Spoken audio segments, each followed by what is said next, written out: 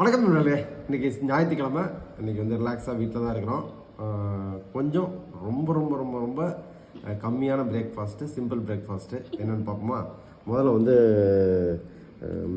செம்பருத்தி இதழ் வந்து கொஞ்சம் வச்சுருக்கோம். வழக்கமாக காலையில் நேரமே சாப்பிட்ருவோம். இன்றைக்கி கொஞ்சம் லேட்டாகிடுச்சு, அதனால் எடுத்து வச்சுருக்கோம். சாப்பாட்டோட சாப்பிட போகிறோம்.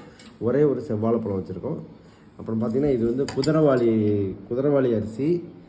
நேற்று செஞ்சது கொஞ்சம் மீதி ஆயிடுச்சு. இது அப்படியே கொஞ்சம் வெங்காயம் கருவேப்பிலை மட்டும் போட்டு வச்சுருக்கோம். லைட்டாக உப்பு போட்டிருக்கோம்.